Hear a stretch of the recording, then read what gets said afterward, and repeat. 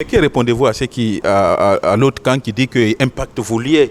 C'est-à-dire quand l'autre accusé vient, vous ne devez pas poser de questions. Qu'est-ce qui n'a pas marché? Ce pacte ne peut pas triompher en raison principalement du fait que Toumba a chargé tout le monde. Il sait les faits qui lui sont reprochés, il sait ce qu'il a joué, il sait ce qu'il a fait ce jour. Il sait pourquoi il s'est rendu au stade, parce qu'il avait une intention coupable. Mais aujourd'hui, il s'est d'abord retranché derrière les versets religieux avant d'accabler les autres, de charger les autres, avant de faire appel à un autre chef d'accusation concernant nos clients. Nous avons estimé que ça ne pouvait plus aller, ce pacte ne pouvait plus exister entre nous et les avocats de la défense du moment où Toumba est en train de charger tout le monde, de transporter les charges que lui il porte sur la tête de nos clients. Donc vous avez été pris de court par la réaction de Toumba? Nous avons compris que c'était un montage que Toumba était en train d'initier contre nos clients. Par conséquent, on ne pouvait pas croiser les bras, il fallait qu'on lui pose des questions.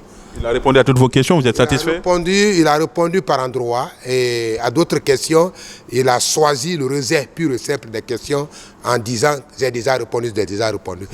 Ce qui a énervé tous les avocats. Vous avez dit que Toumba était la branche politique armée. Avez-vous des preuves? Qu'est-ce que vous voulez dire par là? C'est ce que je veux vous dire. Avant les événements du 28 septembre, il y a eu une grande réunion en dehors du territoire guinéen par des leaders politiques guinéens. Comme qui on peut connaître leur nom? Vous pouvez connaître le président Alpha Condé, vous pouvez connaître les Sidi Touré, vous pouvez connaître les Dalais et tous les leaders politiques à l'époque qui étaient au sein, disons, des forces vives.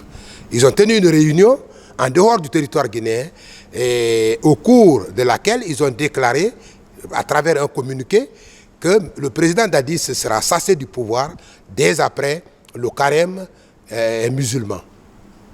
Et c'est ce qui a provoqué l'organisation de la manifestation du 28 septembre. Et quel rôle que Toumba devrait jouer, puisque vous dites que c'est la branche militaire? Toumba, en réalité, si le président Dadis se rendait au stade, il allait mettre fin à ses jours, comme il a tenté de mettre fin à ses jours au camp Koundara. Sauf que Toumba dit que c'est lui qui a empêché le capitaine d'aller au stade. Est-ce que là, il n'y a pas une contradiction entre vos propos? Si Toumba a empêché le capitaine Moussa Dadis Camara de se rendre au stade, pourquoi s'est-il rendu au stade? Pourquoi il l'a fait?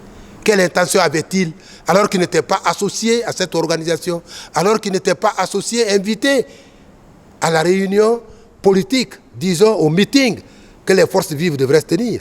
Pourquoi s'est-il rendu au stade? C'est qu'il avait une intention coupable. Il avait une autre volonté. Il fallait salir le pouvoir du président capitaine Moussa Dadis Camara. C'est cette intention-là que tous les militaires qui se sont rendus sur les lieux ce jour avaient. Heureusement, et Dieu aidant, le capitaine ne s'est pas rendu au stade. Cette dernière question, puisque vous échangez régulièrement votre client, Dadis, quel est son moral après quand même la sortie de Toumba, parce que Toumba l'accuse d'être le cerveau de ces macaques? Vous échangez avec Dadis, quel est son moral? Le moral du capitaine Moussa Dadis est à sa place, en réalité, parce qu'il n'a ordonné à personne. Il n'est pas perturbé par la sortie? Il n'est pas perturbé du tout, il reste serein. Parce qu'il n'a jamais donné l'ordre à un seul citoyen, à un seul de la garde présidentielle de se rendre au stade. Il n'a même pas ordonné à quelqu'un de se rendre là-bas. À plus forte raison, Toumba Diakité. Lui-même, il l'a dit ici. Donc le moral est haut.